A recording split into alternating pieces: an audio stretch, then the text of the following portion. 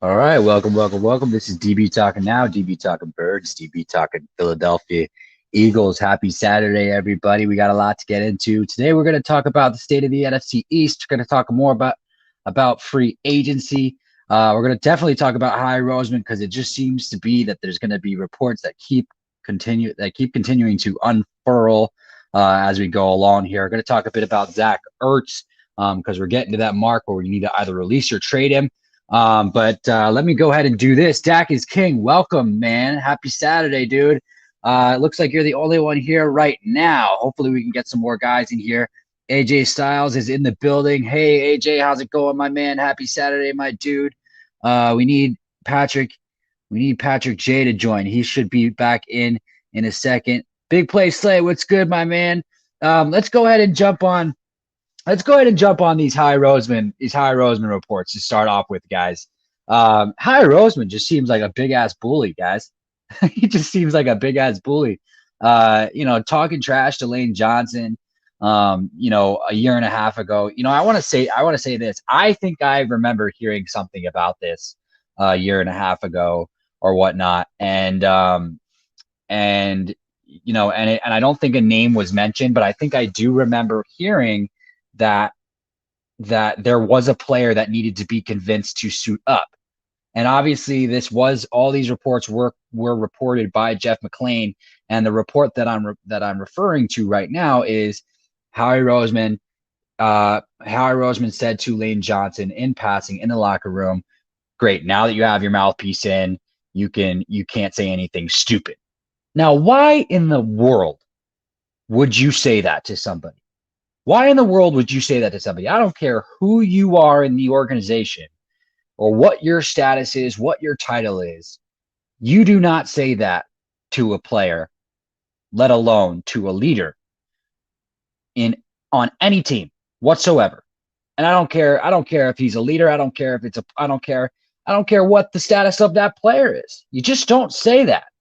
Look, it doesn't matter. And I'm going to be real with you guys. It doesn't matter how tough those players come out and seem to be. They are sensitive. They're very critical of themselves. I think another piece that continues to be overlooked about this whole article is I don't think Lane Johnson was, having his best season to that point. And I think it was earlier in the season. That report stated that Lane Johnson that came out and said, I don't want to fucking play for this piece of shit. Decided he didn't want to play. Jason Peters and a couple other vets had to convince him to play. Look, if Howie Roseman was joking, that's not a joke to be made. Not a joke to be made. Look, you're the GM. You have no football background. Stop trying to play buddy-buddy with these guys.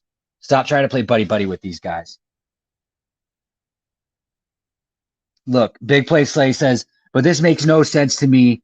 They would hold this for 2 years, and plus, I'm pretty definite Lane Johnson would beat the hell out of Howie when given the chance. Yeah. I mean, he probably would.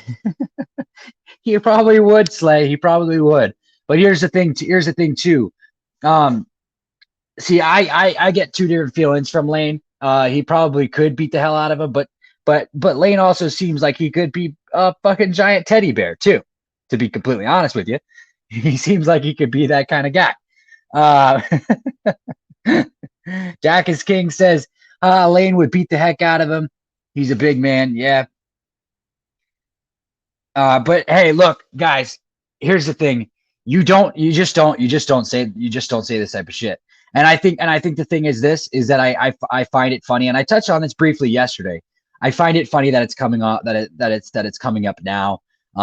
It makes me think that there's players releasing this stuff, or maybe it's even Jeffrey Lurie. Maybe they're at odds right now. Maybe they're not getting along, like a guy from Philadelphia and Tasty Cakes before they were bought out. I've mentioned that before too. Tasty Cakes are fucking phenomenal. AJ Styles says, Howie, can you get fired?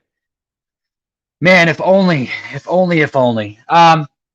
Look, here's the other thing too. I want to address about this Howie Roseman deal. With things like this continue to come out, you know that these things aren't going to end. And I want to address this thing from two different sides, right? Like, I'm not trying to take any personal shots at Lane Johnson. I'm not trying to take any personal shots at Zach Ertz.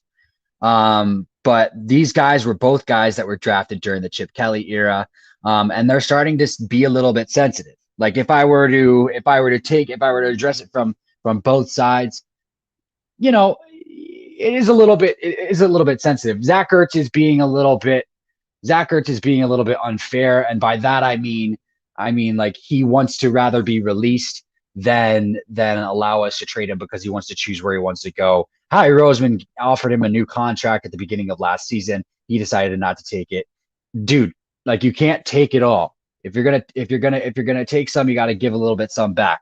Especially if we can still get a 4th round pick back for you. Especially if we can still get you can't have the entire cake, especially when it's not your fucking birthday, man. Especially when it's not your fucking birthday. But here's the good news behind that.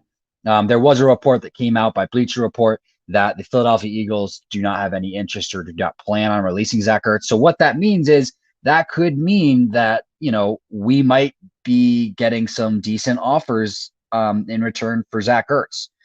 And so that's not bad. I think it's going to be somewhere around the 4th round pick. I believe that they started those those trade requests off at a 3rd round pick because that's probably a high mark. That's probably a good high mark to put a label on for a Zach Ertz return. Especially when you have guys like Jonnu Smith in the free agent market and Hunter Henry in the free agent market, and both of those guys are 26. Are they a Zach Ertz caliber type of tight end? Probably not. But they still have that 4-year development time span between themselves and Zach Ertz. So that's always good too. Big Play Slay says Lurie hired this staff to help the coach with evaluating the team. Howie Roseman did not get hired to lay back and listen to what the owner says every day. Yeah. Yeah, I agree. I agree with that. Lurie hired this staff to help the coach. Yeah. Yeah. That's the thing too. I want to touch on that too. And this is just listening to John McMullen and I think Adam Kaplan touched on it a little bit too, is Jeffrey Lurie, and they even mentioned this on 94.7 WIP is Jeffrey Lurie has always kind of been one of those guys who have always been involved. And so when he would come and make suggestions to Andy Reid would just kind of, sometimes walk away, sometimes take his advice. But that's the thing is Andy Reid, if we're being honest, guys, Andy Reid kind of found success pretty darn quickly. We had some players on the defense that Andy Reid inherited. Donovan got drafted in '99, and in 2000, that's kind of when it all took. It's kind of when it all took off. So Andy Reid found some success pretty early on. So Andy Reid was able to just kind of say, "Hey, no, guys, I have the pedigree. I'm your coach moving forward. I don't really have to listen to you. I'm going to make the decision." So there's a lot of, and I think it's really interesting because I think Joe Banner said this as well when he was on Inside the Birds with Adam Kaplan and Jeff Mosher. Is there is a lot going on behind closed doors. And even John McMullen talked about this too. There's probably a lot going on that's dysfunctional behind closed doors that Andy Reid just covered up a little bit better because Andy Reid was the football guy. Andy Reid had the knowledge of personnel and things like that. Andy Reid. And now that we don't necessarily have that guy, we're starting to see a lot of these scary pieces of information that wreak dysfunctionality come out of Philadelphia, and it's making us fans go like, what the F, what the actual fuck. Howie's staff. Yeah. No, I picked up on what you meant, my man. I picked up on what you meant. Big play, Slay.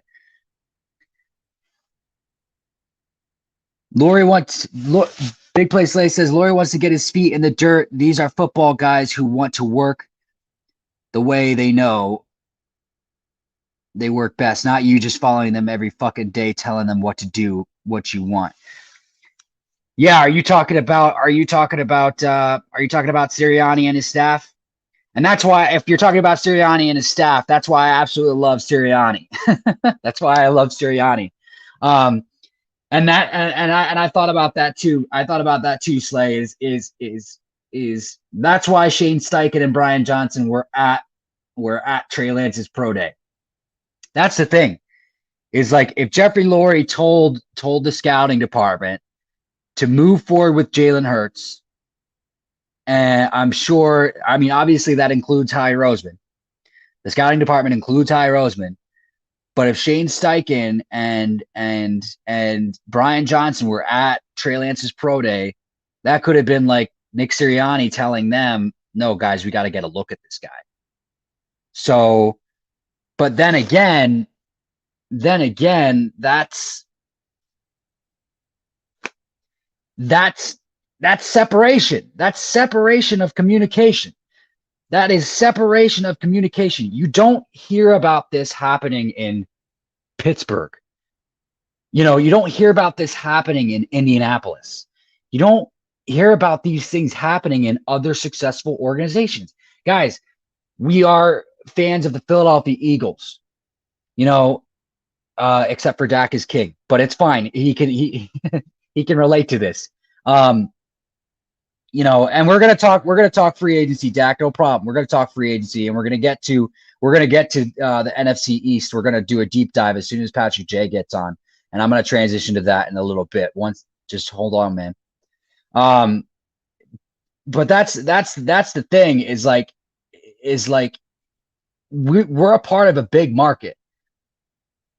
We're a part of a big market, and so we don't have time to spare to have this dysfunctionality. And hold on one second. Patrick J, welcome to the stream, my man. How you doing today, brother? How you doing? Good, how you doing? Happy Saturday. Happy Saturday, brother. All right, we got Big Play Slay in the house. We got Dak is King. We got AJ Styles, who's another guy that we haven't seen in a couple days, but he's a fucking awesome subscriber. I absolutely love him. We got some other guys in here too. I haven't seen King Miro.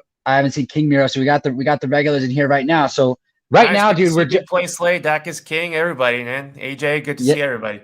Yeah, I'm sure they're here to. I'm sure they love to hear your fucking crazy fandom voice. Hey, man, I love it. Moving on. I know. I'm just playing. Oh, so right now we're talking about we're just kind of brushing up on the miscommunication between Laurie Roseman, Sirianni, and his staff, and if there's disconnection there, like the Philadelphia Eagles are part of a big market, right? And so because we're part of a big market, we don't have time to have this type of dysfunction in a big market. And so like you don't hear about this happening in Pittsburgh. You don't hear about this happening in Dallas, really. I mean, we all kind of know that Jerry Jones runs the show, and that's about it. I mean, it's not like one person says one thing and then another person says another thing, and then they all contradict each other by doing other things. And so like I kind of was just brushing up on the fact that like Andy Reid covered up probably a lot of the dysfunction that goes on behind closed doors, because Andy Reid was the personnel guy. Andy Reid was the football background guy. Andy Reid was, Andy Reid, all these things. Like he had knowledge of every little aspect of everything that needed to, like everything that goes on inside the game. But like we just don't have time for this. So they all need to get on the same page. And it's a problem that they can't get on the same page. It's kind of where we're at right now. Yeah, I mean, I agree. I mean, like, I I'm going to point to the article. I mean, I was like studying it a little bit yesterday. I was reading the Philadelphia Inquirer, and there was a really interesting quotation in there. Let me here. It says, it's from a team source who's worked with both. And then Philadelphia Inquirer says Jeffrey is not always present, and when he is present, virtually the only person he's spending the majority of the time with or interacting with is Howie. It tells you how much influence that he has on Jeffrey. And then it's in because like sometimes it seems like Jeffrey Lurie's not all. It seems like that he wants to have control of things too. So I mean, yeah, I mean it's a sign of dysfunction for sure. And then it's weird that like all these different team sort spokesmen without like saying they're popping up through these media articles and resources, you know what I mean? So it's interesting that a lot of the team members or people that are associated with the team is leaking this kind of information. So yeah, I mean it's definitely not something that you want to see going into the season, going into the offseason. That's so important. Yeah, but I mean I'm hoping, I'm hoping Nick Sirianni can really bring that new culture in there. As far as everything that I've searched on him, and I've known his background for a little while with the Colts too. So, I mean, he's going in there. It's a rebuilding project. He knows that, and he's the right man to do so.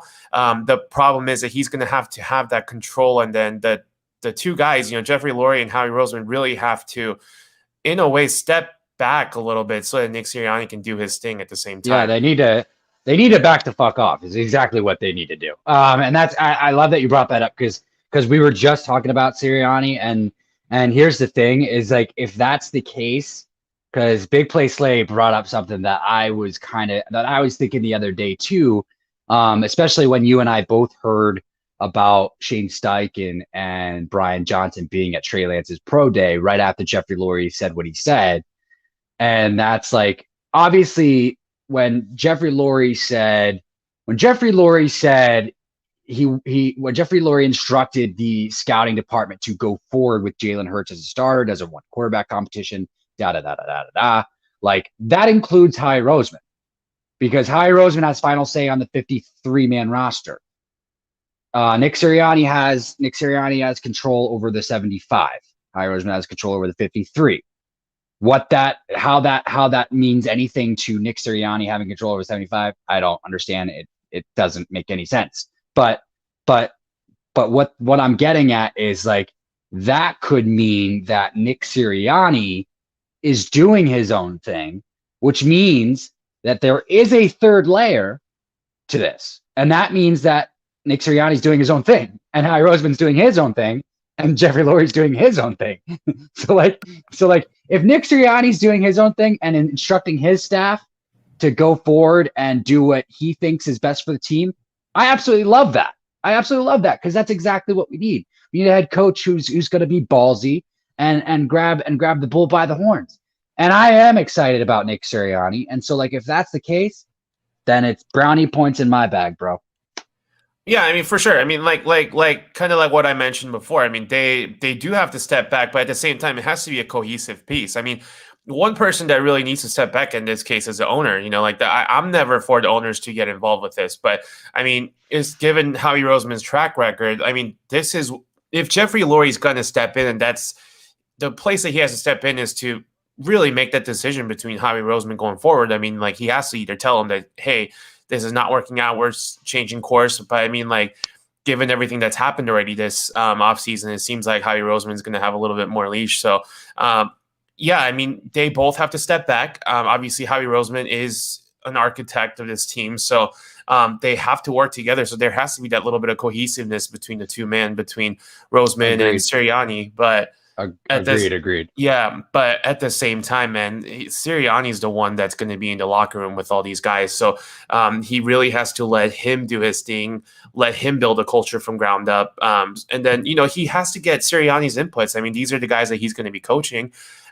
So he has to be like, hey, like these are the guys that I'm thinking. What about you? And then they have to get involved, and it has to be a cohesive process. But when the season starts, that's when Roseman has to step back, go sit in your booth and let the guys do their thing kind of thing, So that's going to lead to the success at the end of the day. But I mean, we'll see if they get to that point. But Sirianni definitely has A lot of work to do as far as rebuilding this culture and everything's concerned, but I believe he can do it. He's a good coach, very well respected at that too. So I hope Roseman's getting him, his input and stuff like that as far as like the upcoming free agency and the draft and everything's concerned. Yeah, I hope so too. And that's the thing. He just didn't do that with Doug, but I don't think Howie ever really ever trusted Doug. But let's just go ahead and move on and wrap up that topic. We want to go ahead and move on to free agency. Obviously, there's a couple more names to add to this list. Casey Hayward was released by the Chargers today. We'll go ahead and talk about that. What does Casey Hayward bring to a team, to whoever he signs with? And obviously he's a veteran cornerback that does have quite a bit of experience. And then Patrick, we're just going to transition this into we're going to talk about the NFC East today, man. Go ahead and do a deeper dive. NFC East, man, exciting stuff. But Casey Hayward, he was a cap casualty, of course. He's no longer at his peak. He used to be one of the guys that you can always count on to lock down the other team's receiver, but he's getting up there in age. He's 31. He's had his share of injury concerns too. He's definitely not at his peak, but he's still a quality starting cornerback. So, I mean, he's going to hit an open market past his prime. So he's going to come out there and not command a whole lot of money, but he's definitely not your number one type of cornerback. I mean, but he can line up. I mean, especially for a team like the Eagles who can line him up opposite Slay and stuff like that. I mean, it's a good bet too, and he doesn't have any picks tied to him because obviously he was just released too. So another good option to have out there for them. Gotcha. Awesome. Hey, King Miro, welcome to the chat, my man. Happy Saturday to you. What we talking about? I was trolling that scrub. I don't even know who that is. Siwoo 92. All right. Well, yeah. So, all right. Sorry, Patrick. No, we're talking about. I love that. Siwoo 92. It rhymes. I don't know why that's so funny, but it is.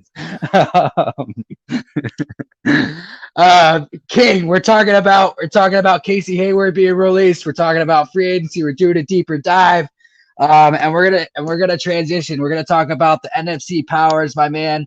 This is the first of that segment, and we are starting with the NFC East. Let's start with the Washington football team, dude. Just because I hate to say this, but they did go the farthest this past season.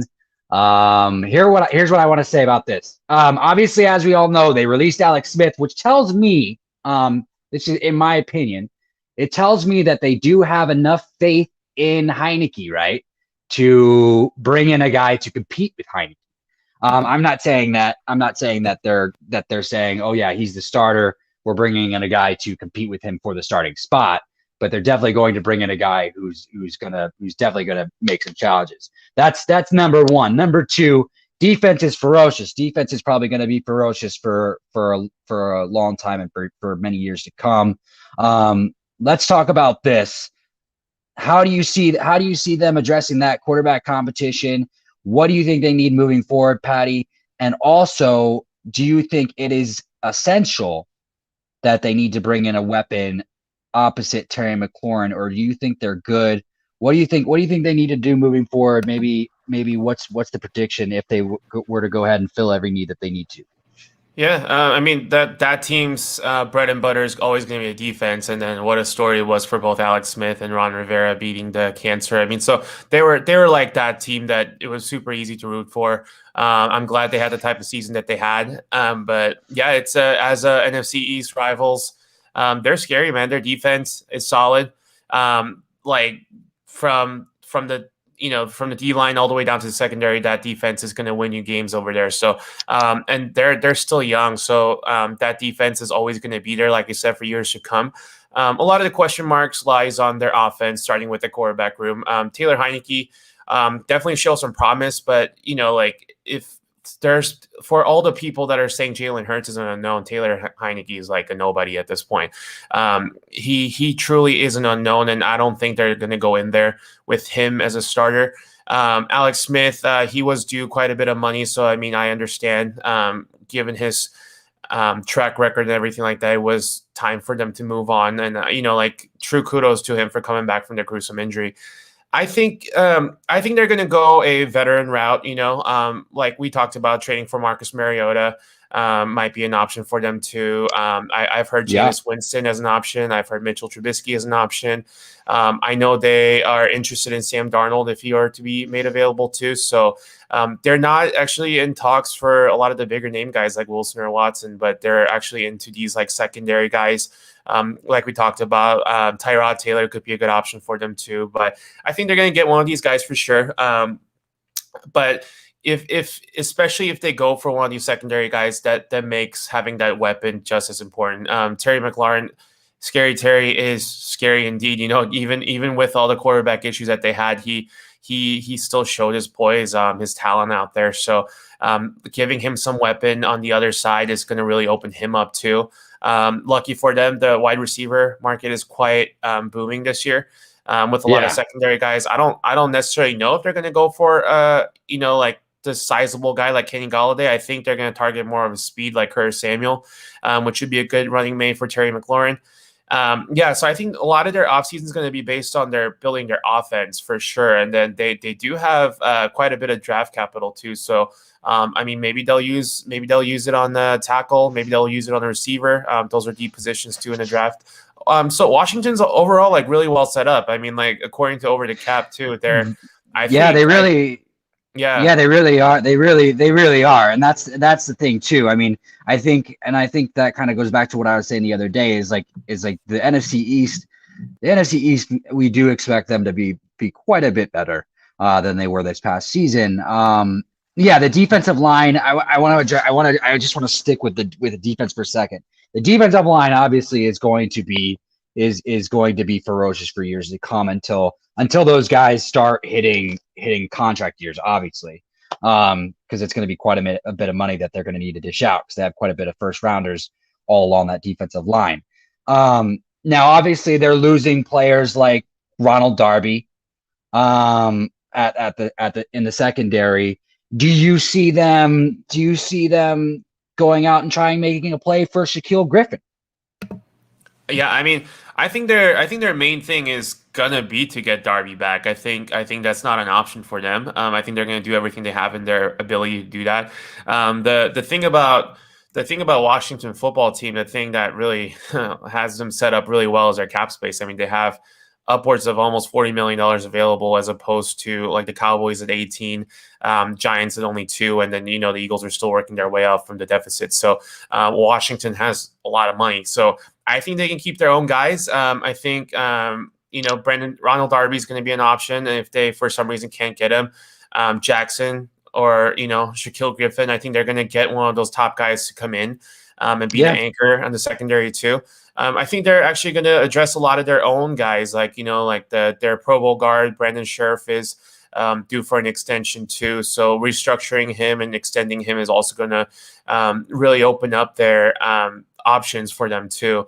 Landon Collins, I know they're going to restructure him too, which saves even more money, which is insane. So you're talking about a team that pretty much has their defense set, that just needs a quarterback and a couple more options, really having a lot of money to spend in this free agent market. And that's the thing too, is my thing is I would think that they would at least try to upgrade from Darby. But let's jump to the offense just real quick. I mean, I think it's worth for them taking a shot at a guy like Galladay, but I think Samuel is kind of right up their alley. I do agree with you on that. But I think another good fit for them at quarterback, dude, for that competition probably with Heinicke. And the only reason I say competition with Heinicke is because, dude, I was so impressed with the way he played in that playoff game. So impressed. You and I talked about it a lot, but like that's a huge moment for anybody to come in there and just kind of do the way he did and almost beat Brady and the Bucks. But is Mitch Trubisky? Yeah. Mitch Trubisky is a free agent. Andy Dalton is going to be another free agent that they can go ahead and look at. I mean, I think Andy Dalton or Mitch Trubisky are two good options for that Washington team moving forward. But Yeah. But Yeah, that's a team that's built on their defense. So I mean, they don't really need a splashy quarterback acquisition. They can really just go with like a game manager like Alex Smith was. Albeit you would want a little bit better one. If they're able to land like a second tier quarterback in a draft team, I mean draft, I'm sure they will. But like you said, Mitchell Trubisky is a great option. Marcus Mariota would be a great option. So they just need a game manager out there, just because their team is primarily built on defense, and then like because they have so much money, if they don't have to allocate a whole lot of funds to the quarterback by getting Mitchell Trubisky per se, they can really help him out by shoring other side of their offense, which is where, Curtis Samuel, like having a speedy guy opposite Mclaren can help. They have the money to go out there and sign Hunter Henry, which gives you a receiving tight end who can block. That'll really help a game manager type of quarterback out too. So out of all the teams in the NFC East, at this point in the offseason, they're the most well set up as far as, on paper, what they can do this offseason. Absolutely. And it's kind of cool that they have a lot of problems. But hey, just quick check-in. This is DB Talking Now, DB Talking Birds, DB Talking Philadelphia Eagles, live with you here with Patrick J. We are going the NFC East as a part of the NFC Powers segment. And please like and subscribe if you have not already. And for those of you who are already in here, you guys are awesome. Thank you. Big Play Slay, King Miro, Dak is King, AJ Styles. If you're still in here, my man, thank you guys so much for being here. Happy Saturday. Let's go ahead and continue. And guess what? Dak is King. We're moving on to your freaking Cowboys. Let's just talk about it. Let's talk about it. So the Cowboys, they just went ahead and restructured quite a few players. One of those, a couple of those players is La'el Collins is one of them. I'm trying to think off the top of my head who a couple others are. Cowboys Nation, he says. Well, they just restructured. they just restructured a few players, saved themselves quite a bit of money. They just re-signed Dak Prescott, as we all know, the 4-year, $160 million deal, $120 million guaranteed.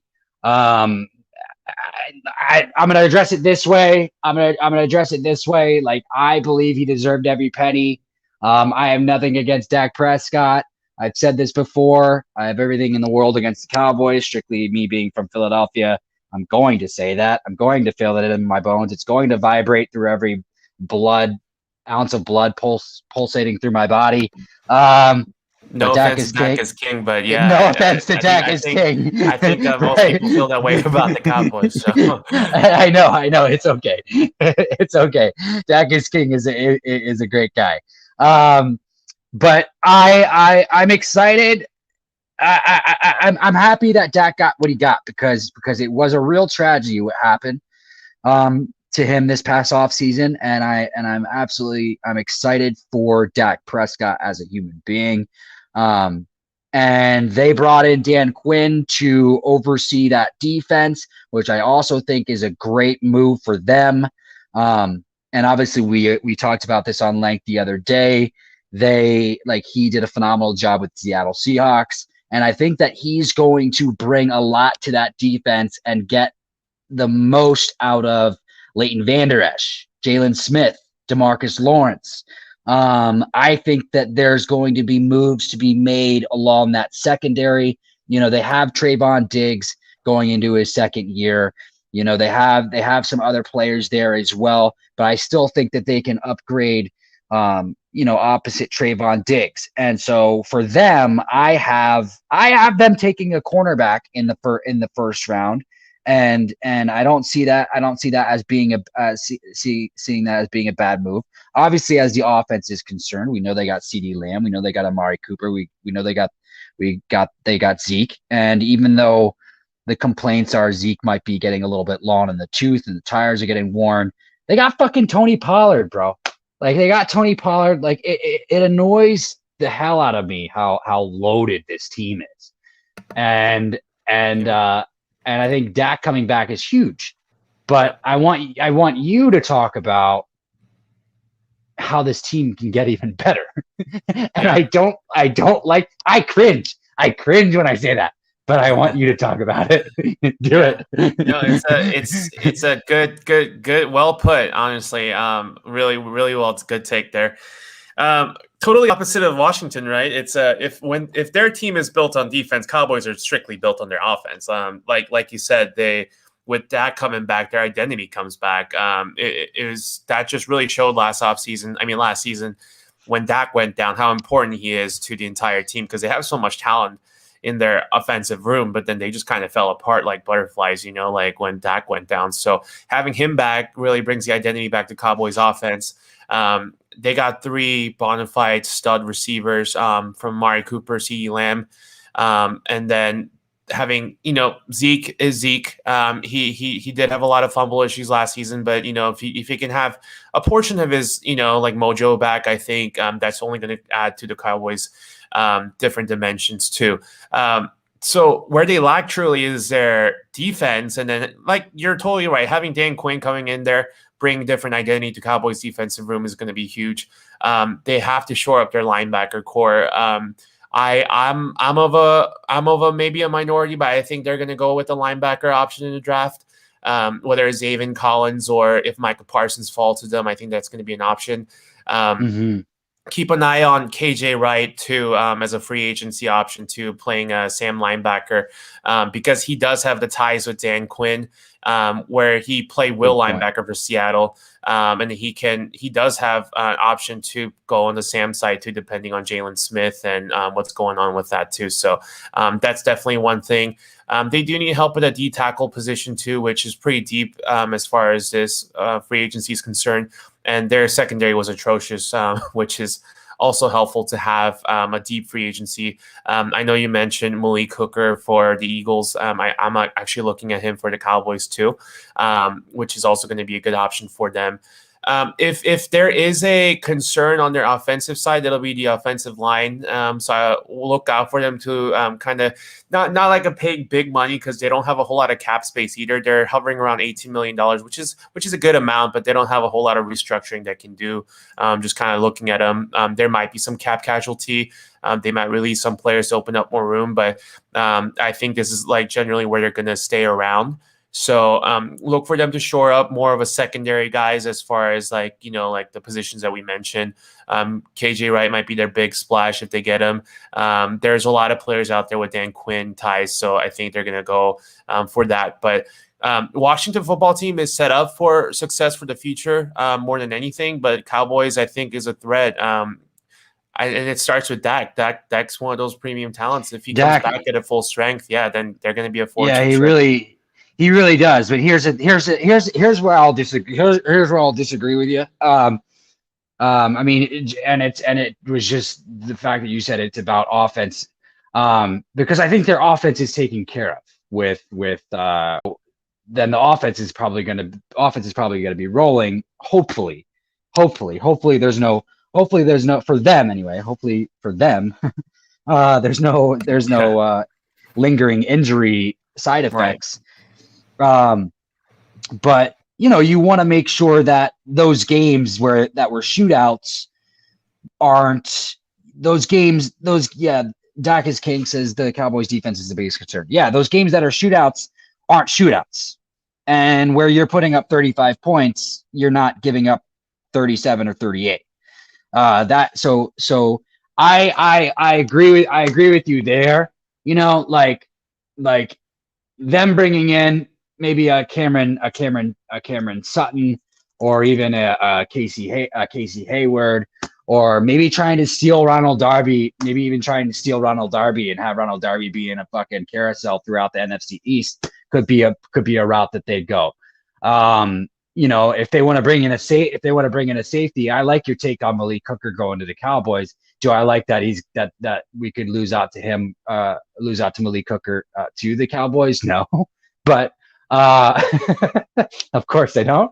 But but also you mentioned Tavon Wilson a few days ago, and that could be an option for them too.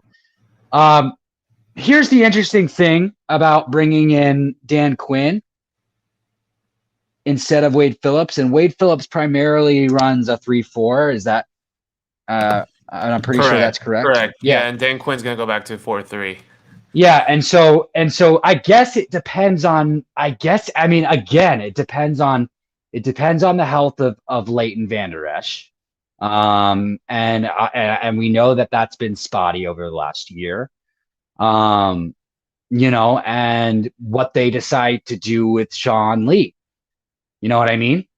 So Right. like, Right. so if they go back to 4-3, which is primarily what Dan Quinn does, um, then you have your three linebackers. You do have your three linebackers in Right. Jalen Smith and Sean Lee and Leighton Vander Esch, but Right. and that's putting Sean Lee back at the mic, which is where he excelled at. Right. But I do like your take on KJ Wright. KJ Wright, I absolutely love KJ Wright. Another thing that they could do, I mean, yeah, if Micah Parsons falls, I could totally see Jerry Jones pulling that plug and going with Micah Parsons, which would absolutely scare the hell out of me. That would scare the hell out of me, putting Micah Parsons Yeah. back there with Jalen Smith and Leighton Vander Esch. Yeah. It's totally possible too, and especially if they were That's to go that 4-3 route. Yeah, I mean, he's going to be that prototypical Mike linebacker for them and someone they can build their defense around. Yeah, and because here's the thing, like we talked about Jason Away running a 4-3-8 the other day, which we'll talk about in a little bit. But they obviously were both there because they're both Penn State linebackers. Micah Parsons ran a 4-4. Micah Parsons, and I know you have high regard for Micah Parsons. I have high regard for Micah Parsons outside of his character issues. But he's a fast linebacker, man. He's fast. He's sideline to sideline. He's got the coverage ability. He plays in the backfield. Like, he is your guy. And we've seen Jerry Jones take risks on character risks. Aldon Smith is one of those guys, and so that might be that's a really good take. That's a really good take, Patty. It's a really good take. Yeah, and then just before you wrap it up, I mean, another couple guys that I want to mention, and then it's not necessarily because they have ties with Dan Quinn. It's just I think they make a lot of sense schematically, and then at this point in their careers, these two guys are obviously they have ties with Dan Quinn, and then they are a little bit older, going away from their prime, but I think they can come in there and provide them some kind of like a little like for this defense. Two guys that probably will not cost you a whole lot of money at this point. That I would look out for as far as the Cowboys are concerned is Richard Sherman and Earl Thomas too. So keep those two guys in mind. They were part of the Legion of Boom for Dan Quinn too, who are both definitely available too. Yeah. No, of course. Yeah, no, definitely. And speaking of like Richard Sherman, I wonder if that would be a good play for the Eagles, but we'll definitely get there. Yeah. Richard Sherman's definitely on my list of Eagles too. So so is Patrick Peterson. But we'll talk about that in a little bit. We will. Let's keep this fluid, please. Yeah, let's go. Let's move on. All right, King Miro says Ronald Darby is garbage. Look, I know where you're coming from, King, and we traded. So in 2017, we traded a 3rd-round pick for Ronald Darby. Ronald Darby was all over the field when the Eagles traded for Ronald Darby, and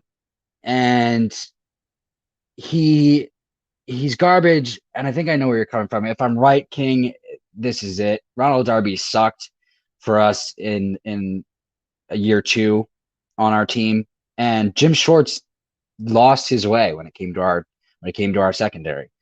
We saw that with Darius Slay. And Darius Slay is not a garbage cornerback. Ronald Darby is an adequate to above average cornerback. He played well for the football team this past season. So I get where you're coming from, but I do think he would bring some solid contributions to the Dallas Cowboys defense. But let's go ahead and move on to the New York Giants. So New York Giants, obviously they're getting Saquon Barkley back, Mr. Barkley. I talked about this with you off air. I do have a problem with David Gettleman not being able to commit to his 5th-year option yet, because it's like he's a generational talent. You either make the decision, dude, or you don't. And it doesn't make any sense to me I get and them not making the decision right now, but like just come out and say like I don't foresee us not getting anything done with Saquon Barkley.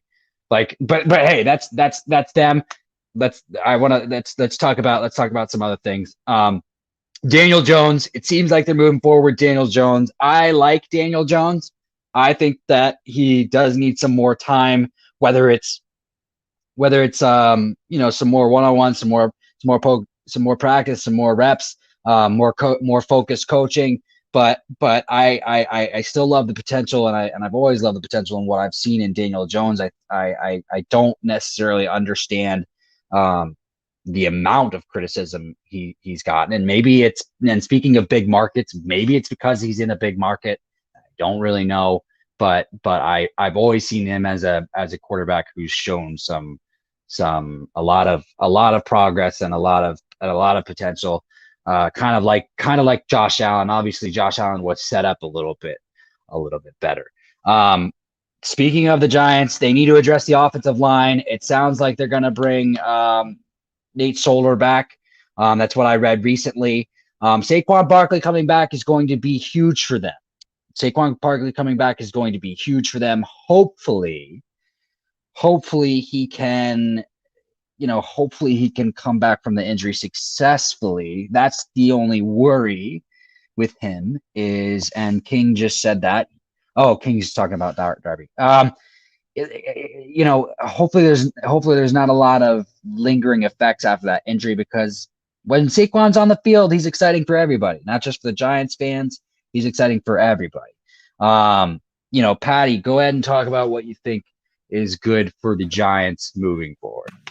Yeah, it's just like Dak bringing the identity back to the Cowboys offense. I mean, Saquon is the Giants offense. If you look at their offensive playbook and how they are set up schematically, they go through Saquon. It starts with Saquon, it ends with Saquon.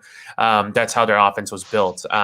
So Saquon is that perfect complementary piece to Daniel Jones, who can really supplement his deficiencies. So like not having him really expose Daniel Jones with not a strong team that he had around him to start with. But I totally agree with you. I think Daniel Jones is a lot better than most people give him credit for.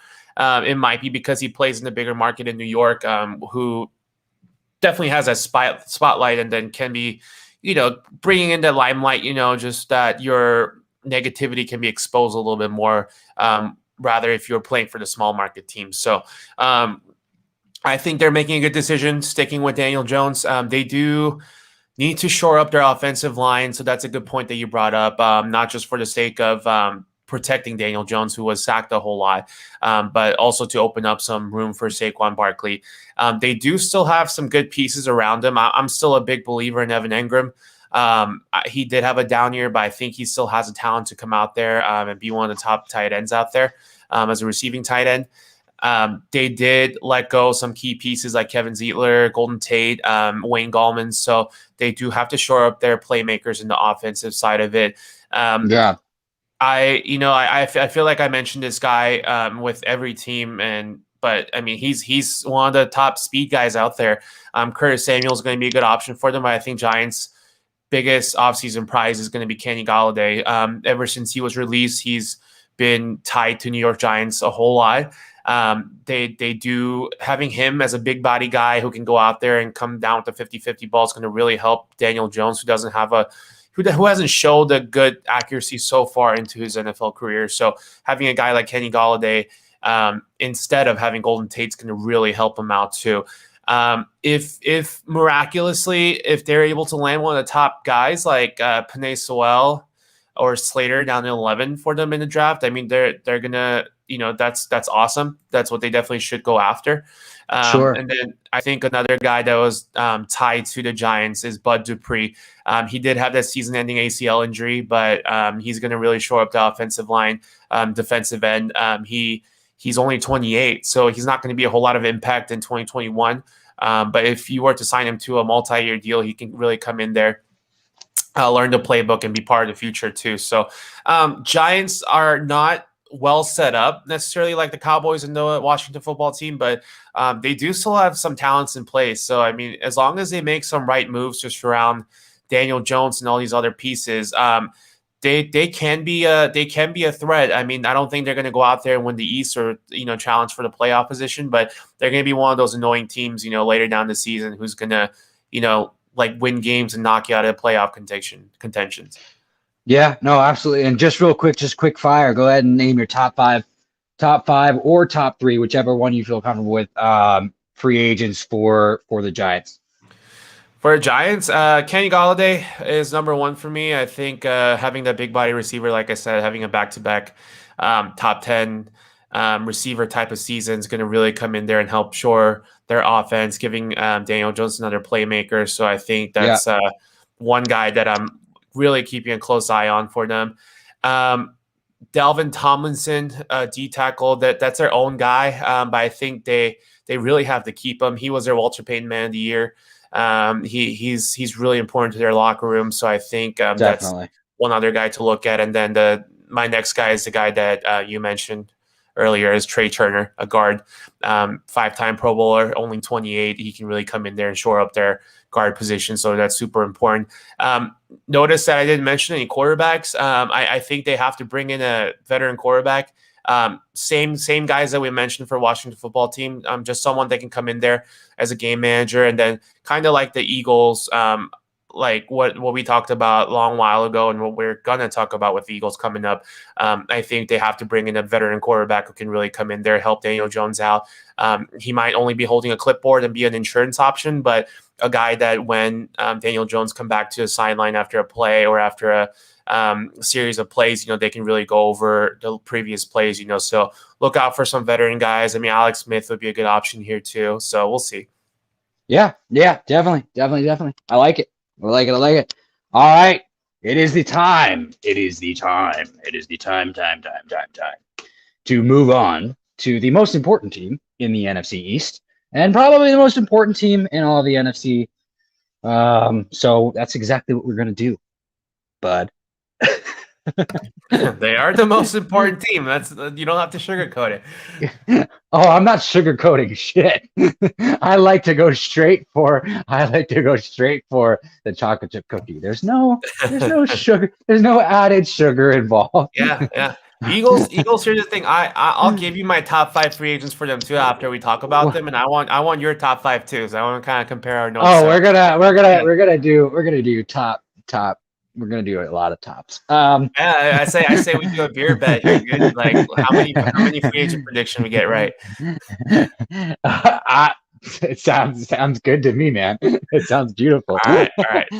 Start it off. Here we go. Okay, so we're gonna start this off, and we're gonna go to the beginning of the end of. We're gonna go to the beginning of what is the apocalypse of the Philadelphia Eagles. All right, so Carson Wentz gets traded, and the entire thing is in flux, and so all of a sudden we need a quarterback to pretty much compete with Jalen Hurts. The thing is this: it doesn't seem like Nate Sudfeld is going to be back, and so I don't even think that Nate Sudfeld is going to be competing for even a third string spot. So I think that they're going to bring in 2 quarterbacks, and both of those quarterbacks that they do bring in are going to be on the team as of day 1. Let's actually do this a different way. I so badly want to just jump on this entire thing.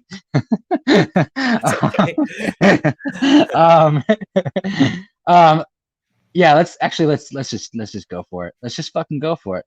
So here's the thing. I think that they need to bring in. I think they need to bring in a guy in free agency. I think they need to draft a quarterback. I think that they need to bring in another running back, because I'm a little bit worried about Miles Sanders. I still absolutely love Miles Sanders, but I'm starting to worry a little bit. Wide receiver. Now, where do I begin? Well, Jalen Reagor is not worthy of a first-round pick. Quez Watkins, I'm excited for the development of Quez Watkins, and him being the third wide receiver that we drafted last year. I think it's kind of crazy and ironic that he's the one who showed the most potential last year. But That's the thing. Obviously, as we know, the Eagles need to bring in playmakers all across the board. There is issues with Lane Johnson. Lane Johnson's getting older. Lane Johnson's shown injury concerns over the last 2 years. That worries me, Patrick. Brandon Brooks has shown injury concerns over the last couple years. That worries me, Patrick. Jason Kelsey has been saying that he might retire for the last 3 years. It's been year to year with him for the last 3 years, Patrick. That worries me. Isaac Samalu, showed some great promise at left guard last year. So that's good. But look, here's the thing. You can upgrade at that position. Jordan Mailata at left tackle showed some great progress before they brought Jason Peters back for some fucking reason last year. And so I am excited about him. My overall take on the offensive line is this. Do you need to address the offensive line as if there's no tomorrow? You don't need to. You can, but you don't need to. Jack Driscoll showed a lot of promise, and that's good. Jack Driscoll showed a ton of promise, and that's good. And I'm excited about Jack Driscoll. But you certainly do want to upgrade when you have the ability to upgrade. But let's go ahead and move forward before we go ahead and get our takes in. Otherwise, we'll never end this. Tight end. Dallas Goddard, Zach Ertz is probably going to get traded. I have one worry with Dallas Goddard, guys. I have one worry with Dallas Goddard, and it's this. We don't actually know what he's going to do with increased time. We don't actually know what he's going to do with increased time. Things like, is he going to be an injury concern? Things like, can he do things consistently? We know how good he can be with a limited role, guys. But, can he play healthy for a full season? We don't know because he hasn't gotten that amount of reps yet. But we'll see. I'm excited. I'm excited for Dallas Goddard. But we'll just have to see. Let's move on to the defense. Defensive line, they need to get younger. They definitely need to get younger. They need to bring more competition. I'm excited for Josh Sweat. Josh Sweat showed a lot of promise as being a role player. He got 8.5 sacks. That's great. Derrick Barnett, we need to move on, or we need to renegotiate his contract because he's a $10 million cap hit. Fletcher Cox, he is not Fletcher Cox anymore. That is the hot take. That is just me being blunt.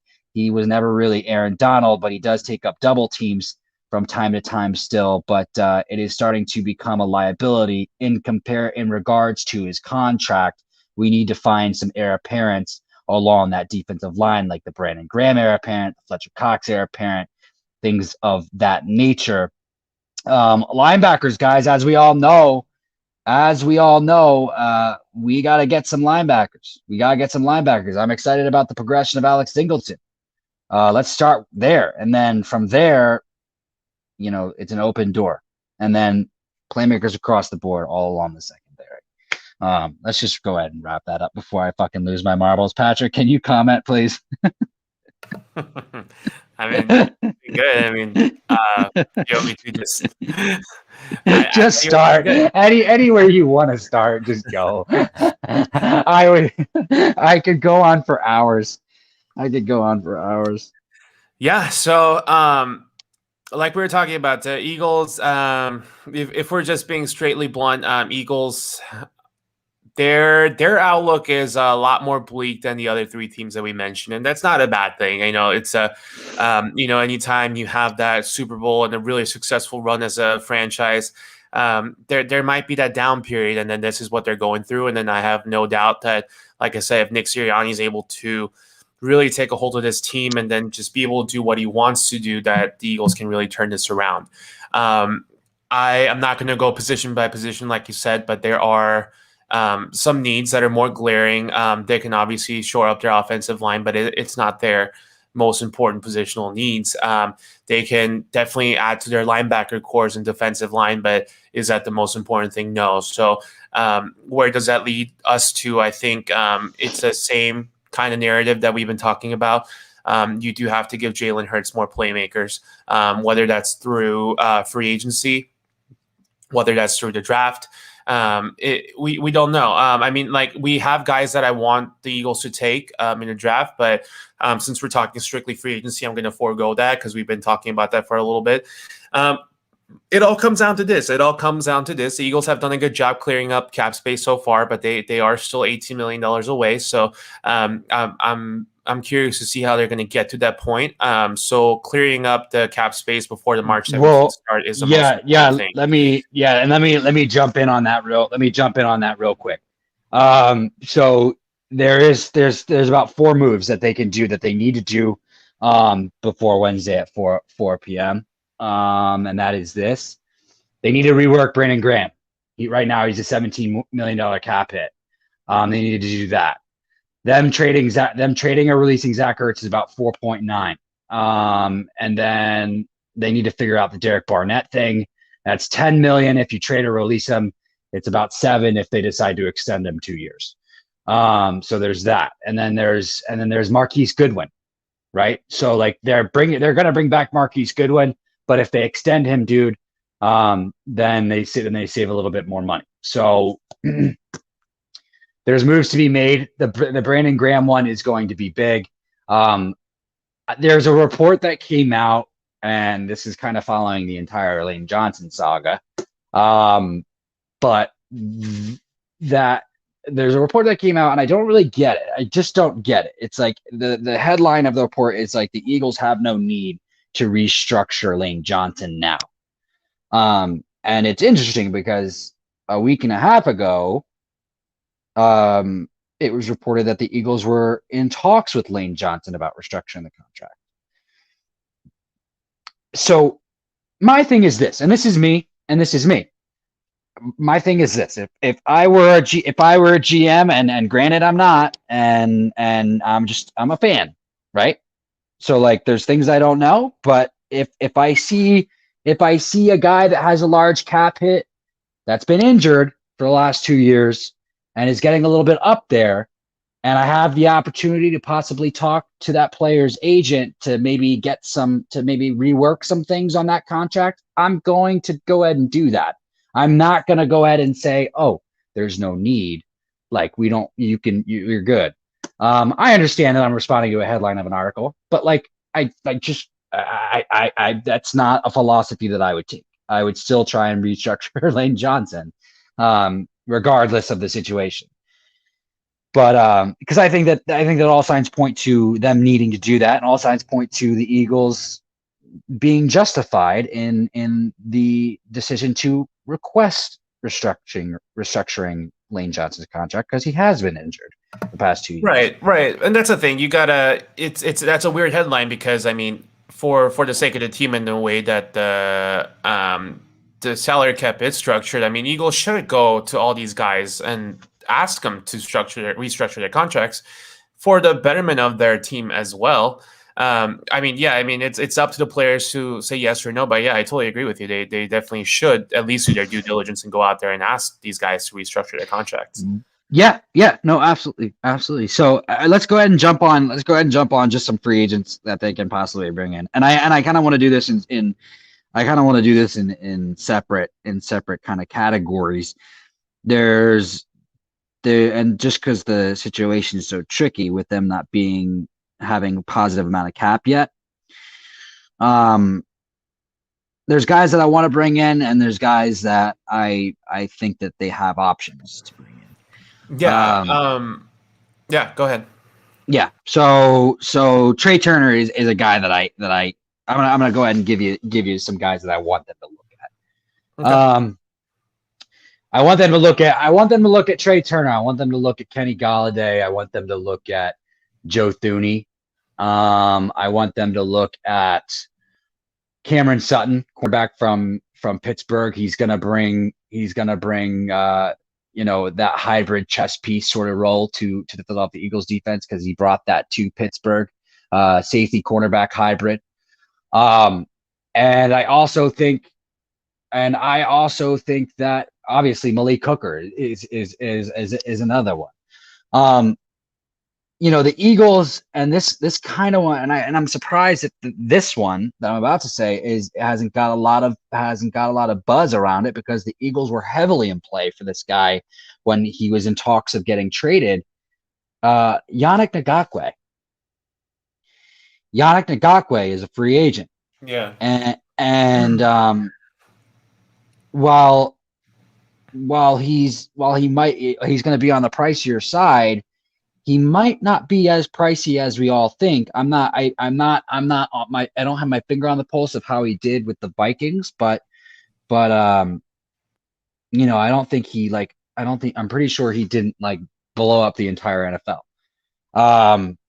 So it's just another one of those things. And also, I think that they need to, as far as our own guys are concerned, I think that they need to, bring back Alex. I think that they need to extend Alex Singleton. They have an exclusive rights tender on him, but I think that they need to, extend him. Yeah. Goodwin is obviously another one. Marquise Goodwin is obviously another one. Just jumping in, I'm gonna kind of go the other way. You mentioned a lot of guys that's going to be a good fit for the Eagles. For me, I went a little bit different route. All the guys that you mentioned, Kenny Galladay, Thuney, Nagaway, they're all, in fact, all three of those guys are in my top 5 free agents, which means they're going to be a little bit expensive. And I know you put that disclaimer out there. Those are the guys that you want the Eagles to look at, and I think they totally should at least do their research on it. But even with all these different moves that they're going to make, I can see how the Eagles can open up about $10-12 million in cap space. But I feel like signing any of these guys is going to take most of those capitals. So with so many holes to fill, I don't necessarily know they're going to go that route.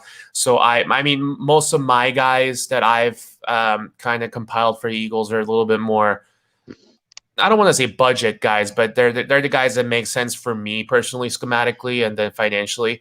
And then some names might not be the most sexiest names, but I think they just make sense. So my main thing was to I'm going to go back to that culture thing, like having Nick Sirianni in there. Anytime you bring in a new coaching staff in, you want guys that kind of speak their language, speak their culture, someone that can come in there and really be that bona fide voice in the locker room with the coaches. So I looked at a lot of guys with the ties to Nick Sirianni, and I think starting with a quarterback, I think a good option for them would be Tyrod Taylor.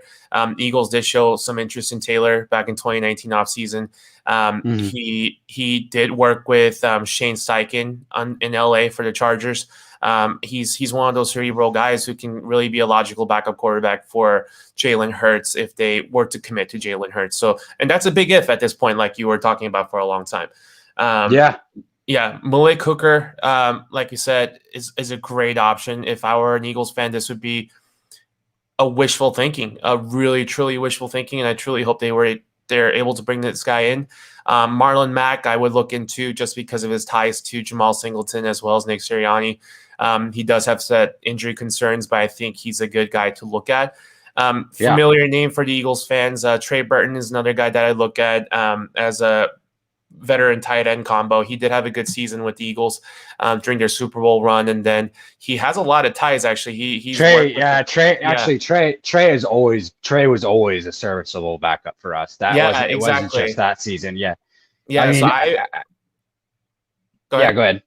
Yeah, so I would definitely look into bringing him in. And then like some of the other guys that I penciled in are Zach Pascal, Xavier Rhodes, some guys that have Sirianni ties to them. So those are the guys that I would look at for sure if I were the Eagles. I'll tell you this right now. I don't see Xavier Rhodes simply for this reason. He's older and we're moving away from that. We're going on a youthful route.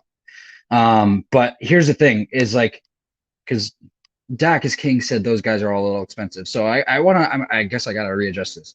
Yeah, guys, I was saying the guys that I would want. And I know that you just kind of defended me on that one too. So I'm only restating this because, Yeah, I don't want to come off like I'm some guy in fucking La La Land. Here's the thing, guys. You did put out that disclaimer for sure. I did. Here's the thing, guys. I honestly want our offseason to be draft focused. And I think that we can come out of this. I think we can come out of this free agency successful with about 3 moves. And Patrick kind of listed 2 out of 3 of those guys.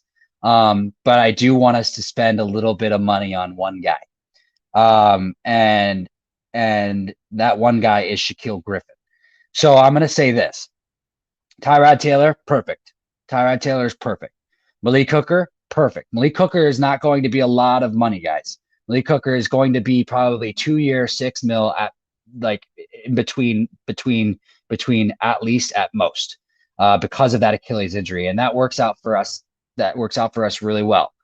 Shaquille Griffin is probably going to be in that 8 to 12 range. But as Patrick and I mentioned at length, those dummy years that Howie loves to play with, and how he's been able to do that the last 3 years, guys, which is why we've been able to, do these free agents the last 3 years, because we've been in cap hell each year for the last like at least 3. And not like this, but we have been. A Shaquille Griffin move could be made. A Shaquille Griffin move could be made. So that's my move that I'll add. That might not happen, but I'd rather see a Shaquille Griffin come to Philadelphia than a Kenny Galladay.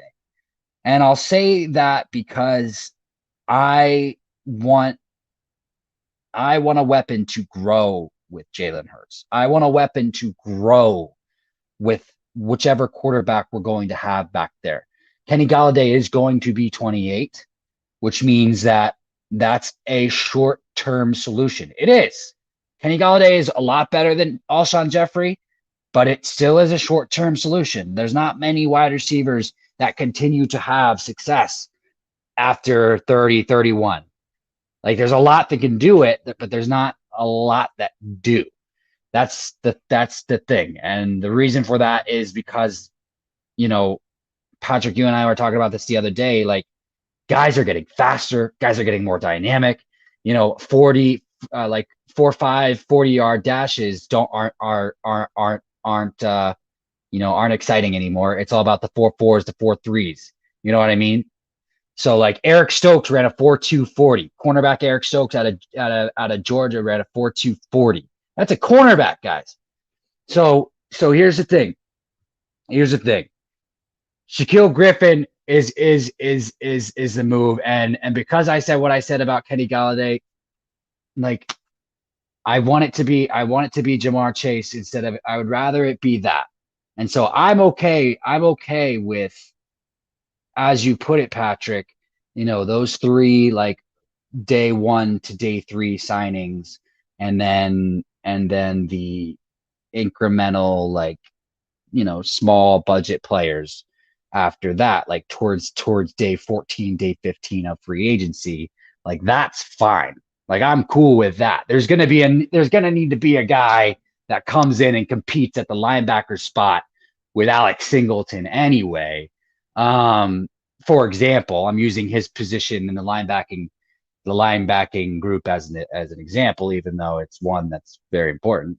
But I mean, you get my drift. So like, that's kind of where I'm going with that. I wanna attack this thing through the draft. But here's the scary part to this. Here's the scary part to this. Howie Roseman needs to kill it. We got 4 draft picks within the first 3 rounds. Howie Roseman needs to kill it. And that's the scary part of it, is he's not very good at killing it with the draft picks. Yeah. Patrick, do you have anything to say? Yeah, no, very well put. Like I said, I totally agree with you. Like any team, there are pipe dreams, like I wish that there are some excellent fits for the Eagles. I mean, I wish the Eagles can sign Trent Williams and Kenny Galladay's of the world and Joe Thuney's of the world, but like you said, yeah, I mean, like, given their limited capital, limited cap space and draft picks. I mean, this is a pivotal offseason, not just for the Eagles, but also for Howie Roseman too. This is going to make or break his job, so he has to hit on these, and it's going to be detrimental to Jalen Hurts' development too. All the guys that you mentioned and I mentioned are, like we said, they're not the sexiest names in the world, but they're going to be the guys that's going to come in there and be a complementary pieces to Jalen Hurts. And I totally agree with you. I think this offseason is going to be won or lost in the draft for the Eagles. But that makes this free agency that much more important, is how much of the complementary pieces are you able to get so that you can really go in there and hit those home runs in the draft, So, yeah, and here's why I like Shaquille and Malik Hooker. It's just an added piece to this. Obviously, is they're both young. You know what I mean? They're like Malik is only 25. Yeah, and Shaquille is what, 24, 25? Yeah. So I mean, that's just the added piece to this. Tyrod Taylor is going to be cheap, and Dak says, who's your 3 realistic signings? I mean, if Patrick, I guess we're taking away Shaquille Griffin from that equation. I guess we're taking away Shaquille Griffin. Malik Hooker, Tyrod Taylor, and Malik Hooker and Tyrod Taylor. What do you want me to say?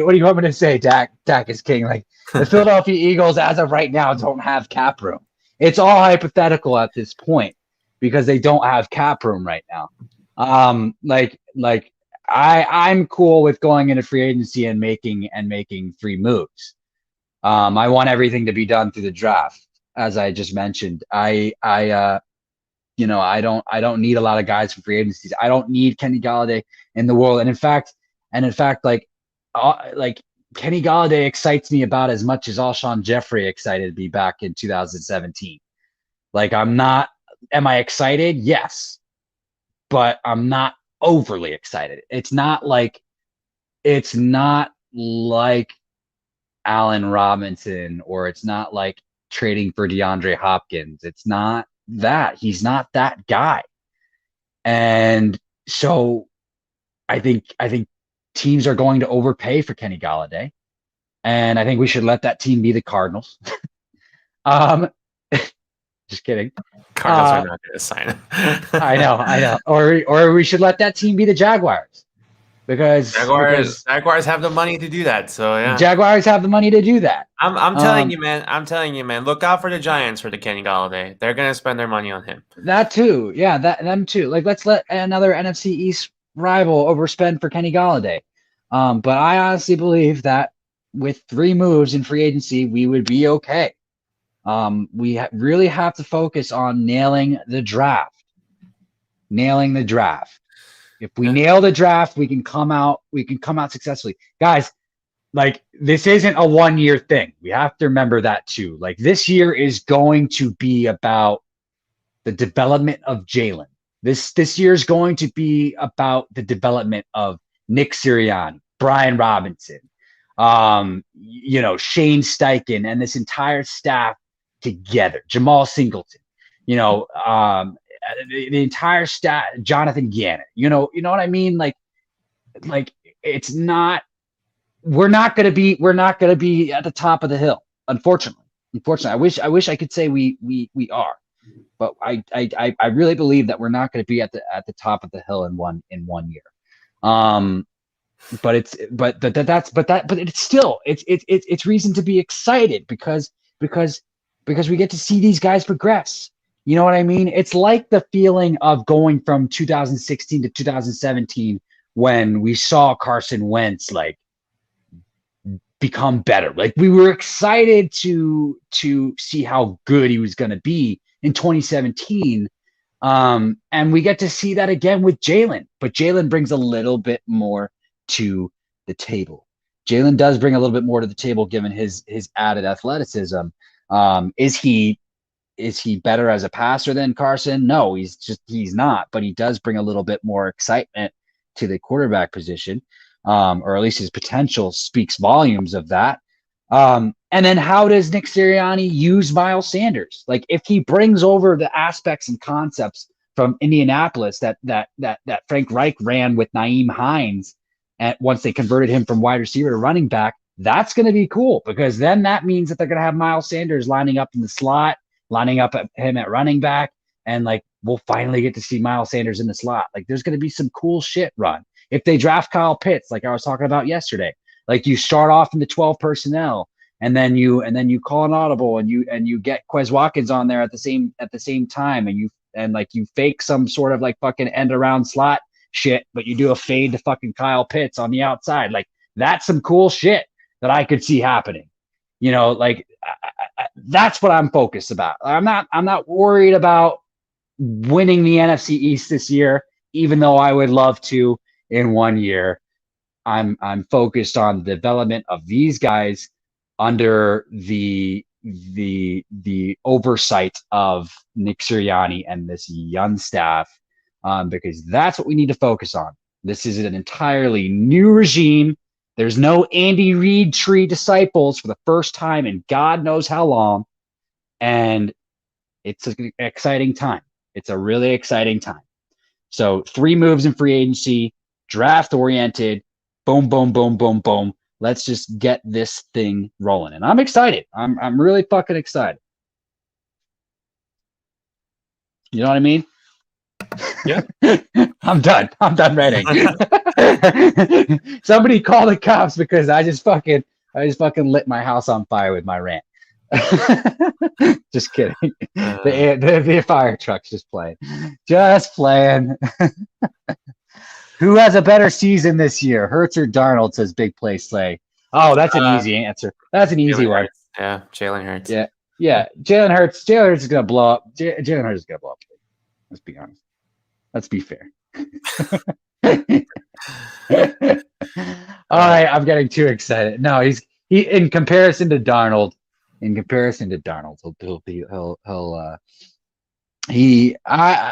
I'm being realistic with Jalen Hurts, I expect him to throw 21 to 23 touchdowns, maybe rush for about 6. And I'll leave it at that. I'm not even going to touch yardage right now. Just not even going to do it. He's going to have a better season. I agree with you. It depends on where Sam Darnold goes, honestly. Here's the thing. Let's go ahead and just jump away from NFC East now. Pats just obviously re-signed Cam Newton. And again, you know me and how I feel about Cam Newton. I have nothing against the guy, but like I do think he does need a reality check because he hasn't played well for a while. And he just got re-signed and he thinks he's going to walk into like a starting role. It's like, dude, do you think Robert Kraft and Bill Belichick are that dumb to let you have just a starting role? Like I could see Belichick like getting his hands on Sam Darnold. You know what I mean? Yeah, I mean, Patriots did sign Cam Newton because they in a way they had to. They didn't have a whole lot of different options, and having some kind of continuity really was important, you know. So, but yeah, he can't go in there thinking that he's going to be like a starting quarterback, and I don't think he does. Bill Belichick is going to bring someone else in, whether it's through draft. I think Mac Jones might be a really good option for them, to be honest with you, if they're able to get hands on him. But yeah, I think Sam Darnold's an option. Jimmy Garoppolo, always a reunion, is also a possibility. And I think Tyrod Taylor actually is a good option for the New England Patriots here too. But yeah, I think if they're going trade route, I think Darnold is a good option. And like I said, Marcus Mariota is another option too. Yeah, no, absolutely. Well, I think they had options. I mean, they didn't have to bring him back. I mean, they don't necessarily need the continuity with Cam. I think he did. I think they did. I mean, it was a disappointment as far as the experiment was. But it wasn't. I don't think it was entirely Newton's fault. There was lack of talent. And then he did have to go through the COVID issues in the middle. He did have a lot of limitations. I mean, don't take that away from him. But I think he deserved another chance with the Patriots. I think that he deserved it, in my opinion. It's the Patriots are in an interesting position, So I think they didn't necessarily have to bring him back, but I think it kind of gives him that safety cushion to have him as a bridge starter too. Yeah, I mean, nobody has to bring anybody back, but I think I don't really entirely blame last season as a Newton only concern, but I think the Patriots, if they are able to salvage this might be a good option for them to have, at least as an insurance option. Right, exactly. Yeah, no, I feel you. It would be interesting if they got Mac Jones. I would like to see Mac Jones. I would like to see Bill Belichick get his hands on Mac Jones. Yeah. We'll talk about the Pats a little bit more when we talk about the AFC, but they have some options for sure. Yeah, and for that reason, let's go ahead and you already named your picks for the Eagles. We'll just go ahead and burn them out real quick, just for Dak as King says. Good picks. What about you, Patrick? My top three guys? Yeah, just for the Eagles. I agree. I agree with you. Tyrod Taylor, I think, is a must get. He's a perfect option. Malik Hooker, perfect option again, just because of his connection with Jonathan Gannon. And you said Marlon Mack, right? Yeah. I mean, I don't think if I were to pick a third guy, I'm going to give you third and fourth guy. It's my perfect fit for the Eagles as far as a cornerback's concerned is Brian Poole. Good one. He's a good cornerback. He's shown a lot of promise as a nickel cornerback, and I know the Jets want him back, but I don't necessarily think he's at the top of their list of guys that they want to bring in as far as like their importance is concerned. So if the Eagles are able to jump in and get him, he's not going to be expensive, but he can really line up really well in the Eagles schematically. So Brian Poole, and kind of going with your theme, he's only 28. He's entering his prime too. So he's not super young, but he's a younger guy that can develop with the team for the next good Eagles team too.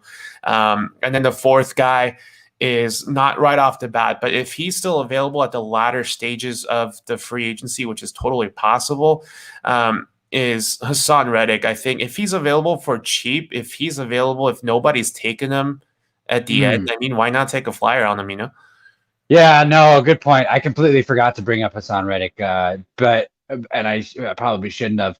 And I do want to throw in a couple. Yeah, I do want to throw in a couple more, just because, I don't want it to seem like I just end it there with Shaquille Griffin. Yeah, what do you think about Brian Poole?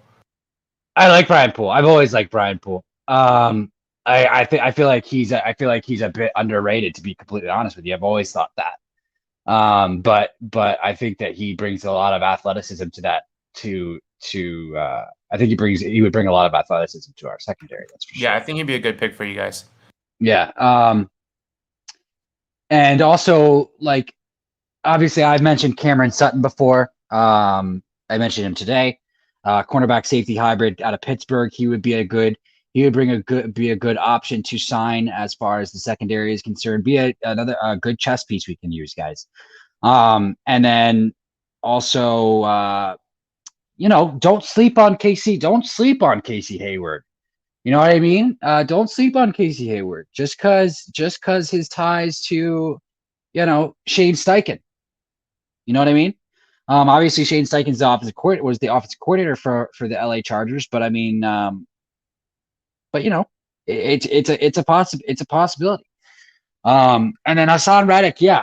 I mean, we've talked about that at length before. Hassan Reddick, I've always liked. I liked him when he was coming out of Temple. I liked him. I liked it. I liked the fact that we were linked to trade rumors for Hassan Reddick last year when it came to Zach Ertz. And I kind of touched on this a little bit yesterday. I think this was before you jumped on, Patrick. A lot of the 5.5 sacks came against the lowly Giants offensive line last year, but I mean, he got 7 more sacks on top of that, and so like that's what you expect a good edge rusher to do anyway. You expect a good edge rusher to take advantage of a bad offensive line, and that's exactly what he did. And so like the fact that it was against a bad offensive line, it doesn't really bother me that much. I think the thing that went against Hassan Reddick in Arizona for the first few years was he was being used out of position, as you said, and they just found a way to use him correctly last year. And so I think that's, and obviously Chandler Jones went down, but I think that wherever he goes, and they just need to find a way to put him in the best position to succeed. Yeah, exactly what you said. Those are the reasons why he might be available for cheap. And that might be a reason that the Eagles should definitely take an option on him, is everything that you just mentioned. Maybe everyone's going to think that it's a small sample size, so they might not take his production really seriously, which is benefit for the Eagles, or a team like the Eagles in this case, because they can always, get him for a lot cheaper. As far as like that's concerned, he was used out of position. He deserves to be as played on the outside. He is a smaller guy, so he does have to play in a 3-4 defense, but he's a hard worker. He has good motors. He's a wrap-up tackler. So as long as you put him in a position to succeed, which I think Gannon can do, I think he's going to be a great fit for you guys. And then I'm going to double take on the Brian Poole pick. I've watched him closely playing for the Jets. He just fits really well schematically with the Eagles, and I think he's going to be a great option for you. Yeah, I do too, and I got recent reports that the Eagles are actually going to play less man.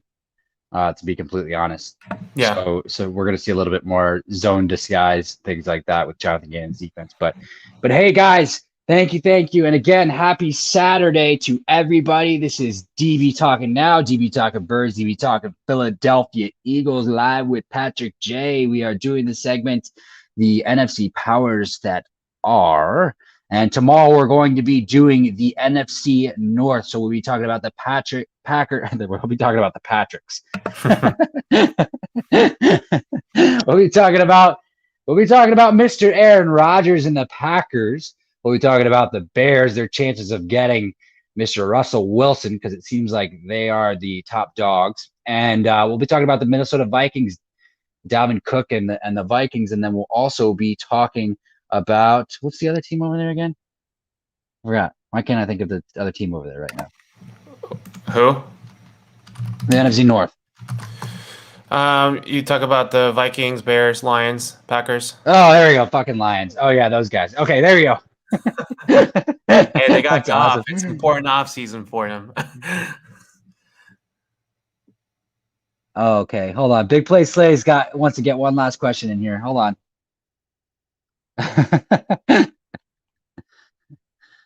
The question: who meshes with coaching better, Hurts or Wentz? Meshes as what? Like with the new coaching staff? Yeah. I'll take this one. Honestly, that's a great question because earlier reports were that this entire coaching staff was brought in to help keep Wentz stay. I'm going to say this. It meshes with Hurts better. I'll tell you why. Because Brian Johnson has known Hurts since he was like 4 years old. And there's other and just the creativity, the RPO. Shane Steichen has history with the RPO. Shane Steichen also just has recent history with working with Justin Herbert, another youthful quarterback. Nick Sirianni has more creative concepts coming over from Frank Reich as far as the RPO is concerned. And so that's all stuff that Jalen Hurts is just going to be able to run a little bit better than Carson Wentz, just because he is going to be a little bit more agile back there in the pocket. What do you think, Patrick? Yeah. Cool. I'm glad we agree. I honestly got nothing to add in that case because I mean, it's always interesting to see it because like you don't know necessarily if like those reports are true. You know, like if those coaching staffs were brought in to keep Carson Wentz. But I mean, Jalen Hurts is such a stand-up guy. He's and I think the importance of what to keep in mind is that Jalen Hurts was brought in last season and kind of jumped into the Carson Wentz design playbook. So, I mean, this offseason, when they're able to design every playbook strictly based on Jalen Hurts' skill sets, and if they are to surround him with the proper pieces, I mean, I don't foresee Jalen Hurts meshing with Sirianni and the coaching staff really well, and then I think he's going to seriously overperform what a lot of people's expectations are. Yeah, exactly. And I think that Brian Johnson connection, is going to be huge. So, but again, thank you for the last question. Big play Slay. You definitely see you tomorrow. Again, this is DB Talking Now, DB Talking Birds, DB Talking Philadelphia Eagles live with Patrick J. Tomorrow we will be talking about the NFC North, the Packers, the Lions, the Vikings, and the Bears. So again, thank you guys all for joining. Have a beautiful, healthy, safe rest of your Saturday, and please cover up because we got a crazy little thing called COVID out there, and we do need to protect ourselves. So you guys have a beautiful evening. Stay safe, stay healthy. One love, and go Birds, baby.